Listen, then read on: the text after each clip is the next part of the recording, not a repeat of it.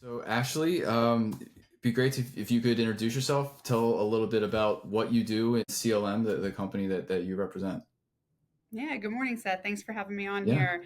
My name is Ashley Wilson. I work for CLM Advisors. We are a boutique financial firm that really helps businesses, small to medium sized business owners, think and plan with their end goals in mind.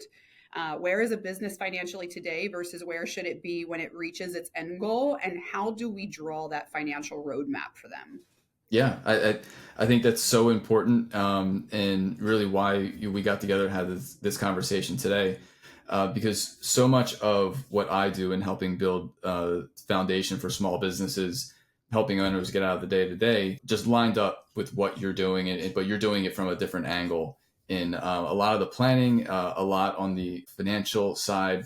So a lot of this plays in concert. Or there are things that people don't think about very often. So being able to talk about it a little more open, get that message out there, I think is really crucial. Yeah, absolutely. I mean, I think that, business owners are so busy building their business from the start and owning their craft, right? They are really figuring out the operational piece, and sometimes they are coming to people like you for that help and that setup. And they're owning the craft of whatever they're doing. They're often figuring out the sales and marketing along the way and how they're seeing successes there, but it's really hard for anybody without that type of background to be able to strategize and really envision the fiscal management and that fiscal strategy of being able to scale and grow a business utilizing the numbers and the data, right? Hmm. That is something that, yeah, you might have an accounting degree or a financial degree and whatnot, but it's still really hard to identify sometimes where you're going and maybe what the next steps are just to be able to grow it. And utilizing that data is very hard for somebody, right? So we teach business owners how to use their reporting, their data, their P&L, their balance sheet to be able to make decisions that are really going to structure and grow the business. That can encompass accounting, right? Hmm. It can encompass tax strategy and planning, projections and forecasting and budgeting, but really accounting is the infrastructure of all of this, right? And it's a lot of decision making. So when you're not prepared, so to speak, for understanding some of these things, it's hard to make some of those decisions when you Yeah, don't know what you don't know. yeah, absolutely. What do you think is the the first place that you would start when looking at a small business? So how do we? Obviously, we have to think about that. Where is the end goal? So I think part is just helping them navigate that. Where do they want to end up in 10, 15, 20 years? Yeah, I mean, I kind of equate it to a GPS, right? A GPS is not going to be able to tell you a direction unless you put in an end destination. So we kind of look at the same thing, and that's where we start. We start through a discovery process with that business and the business owner. Hmm. We want to make sure that they know what their end goal is. Where are they today versus where should they be when they reach that end goal? And we draw that financial roadmap there, but that's often through a lengthy discovery process. We spend time with those business owners before they become our clients and after they become our clients. So that way we have a discovery process of learning about them, their business, their goals, and being able to structure a good plan to get them there. And that goes well beyond, that 1 year, that 2 year look. We like to definitely be able to say we can look out and see and plan for some of that data much more critically than when we are just getting to know them, and that's where we're starting to be able to put those projections and the Hmm. forecasting in place after we kind of know the direction. But that's why we kind of brand ourselves as the financial GPS. Where are they going, how can we get them there? And contrary, one of the things that a GPS does is sometimes you hit traffic, sometimes there's an accident, sometimes there's things, and these things will cause what? A reroute, Hmm. right? But what the reroute is intentional for is how can I get you to your destination in as close to the same time frame safely and in the right way as possible? And that's exactly what we do from a financial standpoint for these businesses. Okay. Sometimes getting to that destination, even understanding where you're going, can be a process in itself. Like you mentioned, what are some of the ways that you use to help a business owner decide, yeah, this is where I want to be, at least from their standpoint in looking at it today? Because I think from my experience, some of the clients, they're so wrapped up in what they're doing and running the business that they haven't even considered, that kind of thing down the line, or maybe it's been a pipe dream that they're thinking about? What are some of the questions or thought processes that you go through to get to that? Yeah, well, we consider ourselves really less of a service for this business owner and business and much more of a partner, right? We call ourselves the non silent, non equity partners in the room for them. So we're filling in a lot of the data that they maybe have not understood or been able to really identify and look at. But another thing that we're going to do is we're going to be able to deep dive and make sure that the people, the process, and the product or procedure that they're going through is doing well, right? We are looking at the people and leveraging their team and being able for us to fill in the gaps maybe that they don't have on their team or the skill sets that maybe that they're lacking. We have a diverse crew here. We're a boutique firm of only about 15 to 20 people at any given time. And we are of a wide range of backgrounds and skill sets. So one of the things we pride ourselves on is we're really a chameleon with them and being able to get in and identify where they need some help. And again, we're meeting with our clients once, maybe twice a month, depending on their needs. And we're staying on top of things and identifying any sort of variations in that data once we've kind of identified, is the data correct, Mm-hmm. right? So that's, the people we're checking in on, the process. We want to make sure that the process is well, the procedure and the product is doing well, and identifying if the assumptions and the data that they are utilizing, is it correct? No. Okay, let's fix it, right? Let's fix that process. If it is correct and something's still off, then we have much more digging to do and more fixing to do, right? So that's kind of the approach we take, looking at the people, the process, the procedure, testing assumptions, and really building on that. But we are morphing, as ourselves with that team, and the team can change over time as well. If we have a long-term relationship with this client, just because they start off with person A and B does not mean that they won't in 3 years need A and F as a certain person Mm-hmm. in the position that they're in. And we're kind of able to fill in those gaps so that way they are, not lacking in that sense. Yeah. I think you touched on something important is the integrity of that data. Because so often you can start to build a plan and project for the future, but if the information that you have is flawed, then your planning is going to get incrementally and exponentially flawed you go further and further out. 1 degree now isn't going to make a huge difference, but over a 5-10 year period, that 1 degree can turn into 50. Yeah. That's why it's critical to get ahead when you're building that accounting infrastructure. And I think sometimes that's really hard, even for business owners to identify, right? Mhm. If you're in a technical trade business, the likelihood is you're probably not going home at night studying P&Ls and going, I think it's time for an accounting department within our business, right? Like, I mean, that infrastructure is really hard to kind of know when and how to put that into place.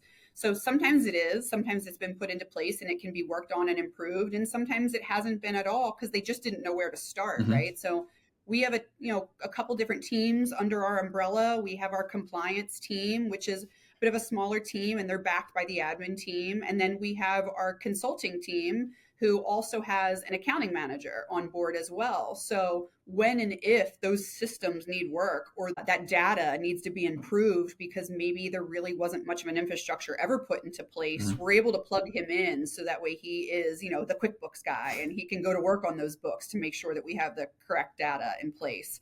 And then our consultants obviously are doing much better as the data improves. So Yeah, yeah. So where do you think you should start? Because I see on my end from the business process and from the sales side that the CRM is always a key component there, and making sure that information is accurate, updated on a regular basis. Accounting is kind of more instinctual in business. It's like, yeah, I got to keep track of what I'm doing. What do you see as some things that are often missed or forgotten or looked over from a small business standpoint that you guys come in and make a difference on? I think that it's really easy sometimes when we think that there are problems within the data that maybe we want to push more sales, right? And I think you and I had talked about this before.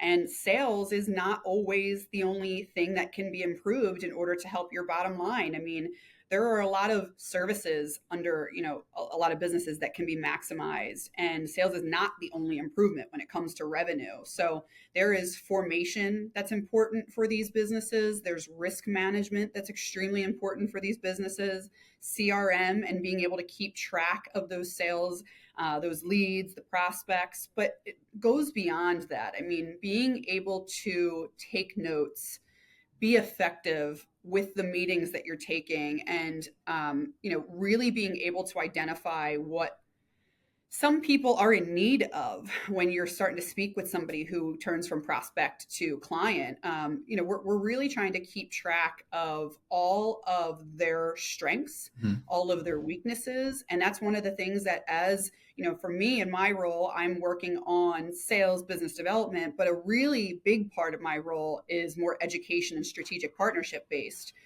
We're working with a lot of other individuals in the market that are looking at the financials, whether that's a financial and investment advisor, whether it's a bank and a lender, um, you know, all different things. So we're really looking to get that data, and it's more than just the QuickBooks data, right? Yeah. That's why you had mentioned the CRM. So that data is so important. And I think that's why the CRM matters, because it's really, it's your notebook, it's your electronic notebook. It's where you get to put in all the things that you need to be able to remember. It's where you get to be able to take the notes for the things you want to follow up on, and that effectively helps you grow that relationship, because that discovery process, as it goes in and those relationships evolve and more needs come about, being able to refer back to these things is imperative. Yeah. The idea of sales isn't the only answer. It can be counterintuitive and almost blasphemous in the kind of the world we live in. I mean, sales is the answer to everything. Sales cures all ills. It solves all problems. But that doesn't mean that it's the only solution. Sure, can No, any absolutely. organization benefit from more sales? Absolutely. But that, It might be something to yeah. fix, but so can, if you're in a distribution and wholesale vertical, so can, ratios of overhead to total sales, warehouse management, billable time Mhm. versus non-billable time for some of the professional services that we have, job estimating and labor costs and all these things, right? This is all data that's being tracked and gone into these Mhm. systems. Sales absolutely can always be improved, maybe, but it may not be the solution to the bottom line. And I think that that is something that we are able to really educate. You mentioned something earlier that some of these business owners have trouble being kind of getting out of the business because they're that guy. And one of the things that we really do and provide a lot of that value building service for is we're really helping that business owner step out to work on the business versus in it. And that's really hard to do when you've never done that before. Looking at your own business from an aerial point of view and being able to identify different things to make decisions, that's something that doesn't just come to you necessarily either. So we're able to kind of hold that accountability to them as that partner to be able to fill in information for them where they're able to do that. Mhm. They're able to step out of the day to day. They're able to maybe grow their team and bring on help. And it's not necessarily outsourcing everything. Insourcing things is even better if we can do that over time as well. We certainly don't want to be the only outsourced solution for them. We want them to be able to grow their team and evolve as well. So these are all things that we're working on with them, and that accountability to working on the business and not just getting kind of stuck in the day to day is super important there. Absolutely.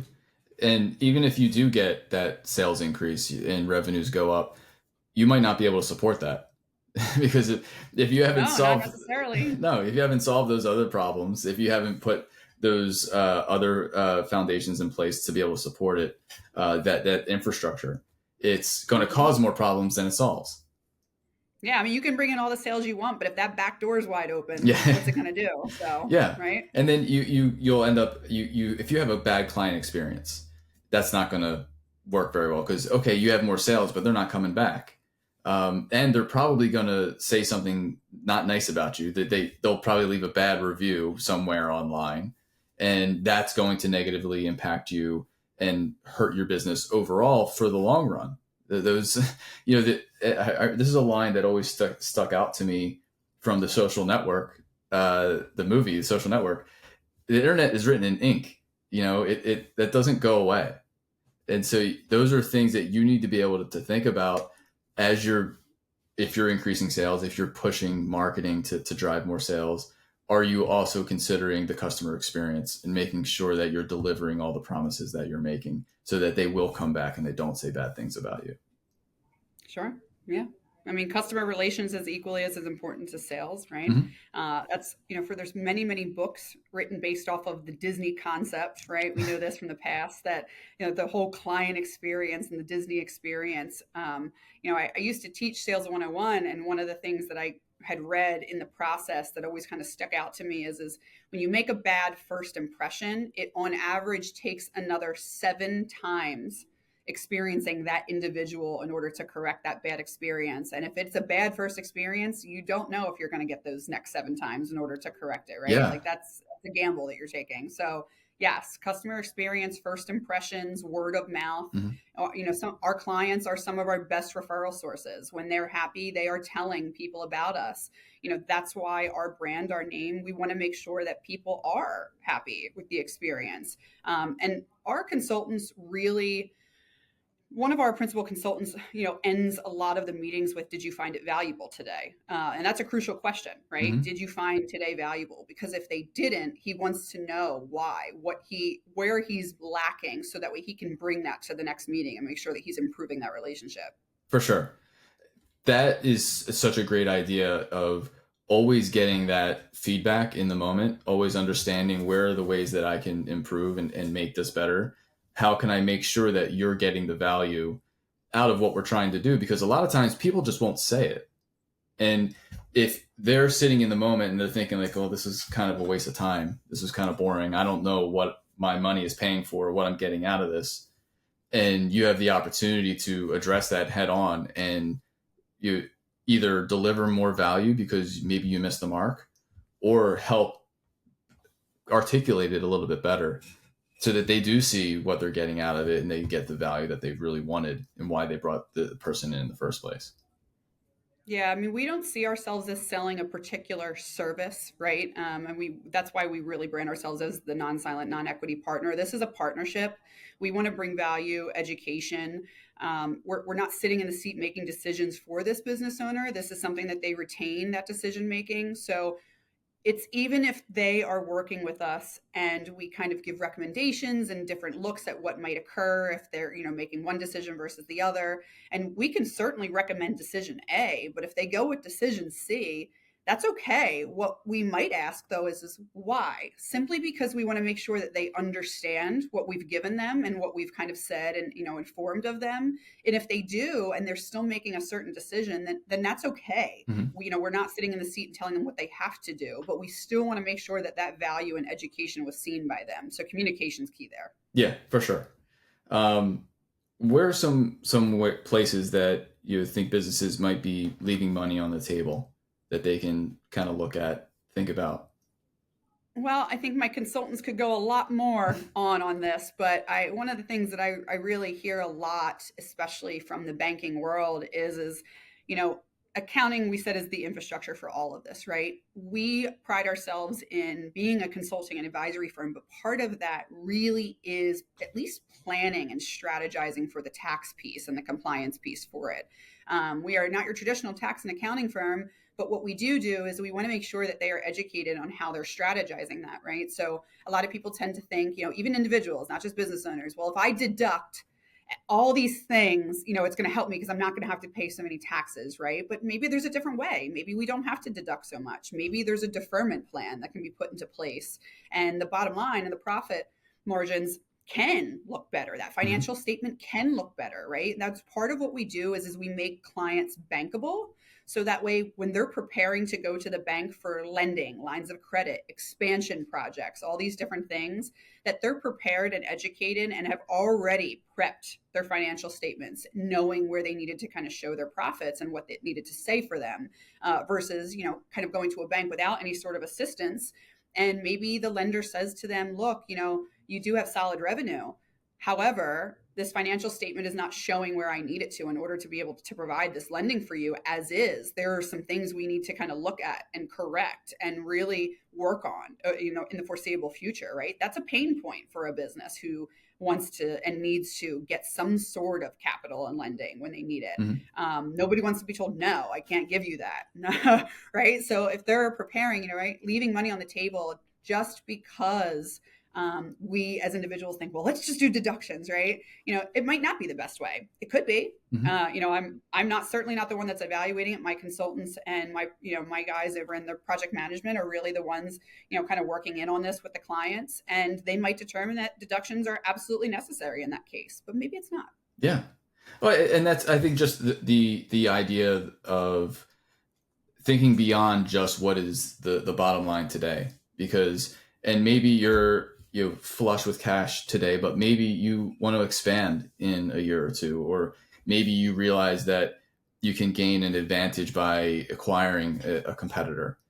All of those things, more often than not, do involve some type of financing or a bank somewhere down the line.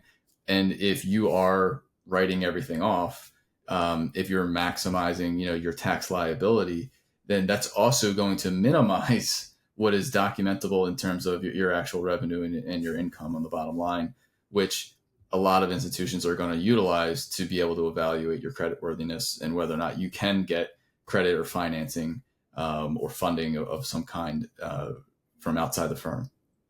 Yeah, absolutely. I mean, yes, we're in the business of making clients bankable, but sometimes it goes beyond that. I mean, sometimes we are really looking at acquisition costs, and we are looking at how things are being managed and reduced and all these things, right? As business ventures come up for them and they start looking at key decisions on how they're going to grow and scale this. Maybe it is a merger and acquisition. Maybe it is a buyouts are going to be in the future. Like all these things, we're painting really the picture for the end goal, right? So a picture for an end goal for a sale looks very different than us painting a picture for a transition, for a buyout, Mm-hmm. maybe a generation to generational transition and turnover, right? That picture is very different. And that's hard for them to be able to really identify the steps from a long haul. It might be within 5 years, it might be 25 years, right? As one generation's coming in and they're starting to groom in order to be able to take over. I met a business yesterday that said their business has been in their family for 5 generations and they want it for 5 more, right? Like that's a big picture to be able to Yeah. paint. Versus being able to say, oh, I want to sell it in 5 years and I want to be able to take that and I want to retire. So that's it. That's what we're working with. We're working to be able to scale and grow these businesses according to kind of what they see their future. Mm-hmm. And we hope to be able to do that for more people. And as people start to evolve in their business and they reach new ventures, we want to be able to partner with them to identify, is this a good decision? Is this a bad decision? What does this look like? How will this affect me? How will this affect my family and my livelihood getting closer to retirement? These are the things we're talking about when Yeah. we're consulting with clients. So, as a sales rep, person that's out there talking and going through clients, um, what are some of the things that business owners push back on, that because they may not see the value in a certain service, or they may not see the bigger picture when it comes to certain aspects of their own business? Sure. I think it's human nature for some to really think, hey, I've done this by myself for 15 years, right? Why do I need anybody else to step in? And or why do I have to make such an investment in order to be able to grow this? And sometimes it's as simple as being able to say, look, yes, there is a money investment here, but equally as straining sometimes is the time investment. We meet with our clients 1 to 2 times a month, but we want to be able to really provide those hours so that way they see the value in spending that time investment in order to be able to grow it from the long haul. But from a monetary perspective, as simple as, hey, my revenue's 5 million and I have a goal of 10, and we say, okay, how much would you spend in order to do that? Well, I don't know. Well, would you spend 5,000 a month? Oh, no, that's too much. All right, so hold on.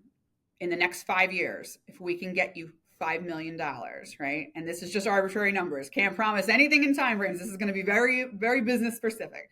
But if we can get you to that long haul $5 million more over a span of few years, would you pay 250 for that? And they say, well, yeah. I mean, I'm going to pay $250 to get 5 million. So that's where I kind of put into perspective sometimes. Sometimes you kind of have to think a little deeper than just first glance or that first initial instinct of, hey, I don't know why I need somebody else to help me with this. I've been doing this all along, or, oh my gosh, I don't know if I want to put money or time into it. I don't need one more meeting in the month. Mhm. But if you can effectively really grow yourself as a business owner, right? These business owners, especially the ones that are starting off small, over time, you're going to start to think a lot less like a small business owner and a lot more like a CEO. Think of the value that that can bring, when you're starting to mentally and emotionally and evolve like Mhm. that. You're getting a lot more than just more revenue. You're growing it. So the next business venture, you're even more prepared for, right? Yeah. We know business owners love to, end one and maybe get on to the next stage of their life and their next career. So you're much more equipped as you're learning along the way. The time and the money investment, I think it's invaluable to what could be in the future or what you could be in the future. I think that's a really great point. And I think that all the topics that we kind of touched on today are relevant, regardless of the vertical that someone's business is in or the stage that they're at, trying to look at the bigger picture and what their long-term goals are and be able to plan for that effectively. Yeah, I mean, I think we really pride ourselves. We are very versatile in our portfolio. We help everything from professional services, medical, retail, manufacturing, distribution, wholesale, construction, technical, and trades. We have a very versatile profile. And we really pride ourselves in being able to individualize the work that we do with each client. So we want them to understand that we want to understand them, their goals, their business. And this approach that we take of really being more of a partner versus a service, it's still individualized with everybody that we bring in. We want to be able to help as many people as we can in that small to medium sized business sector. We hope we can, even more expand to even some of the verticals that we haven't hit before. And I'm out there educating every single day. I handle sales, but I'm a lot of education. We are a boutique firm. We only have about 45 core clients at a time. It's not like I can take on high amounts of numbers each month. So one of the things we're working with is the relationship building that it takes in order to be comfortable with something like this. We are working with education so people know that we're out there because we're a very niche service, and we really are trying to improve ourselves every single day as a firm, as consultants, as people. We're evolving too with them. Yeah, that's great. I love it. Actually, I mean, I appreciate you taking the time, come on to have a conversation today about these topics, and yeah, I think everybody will get a lot of value out of it. I hope so, Seth. Thanks so much for having me on here.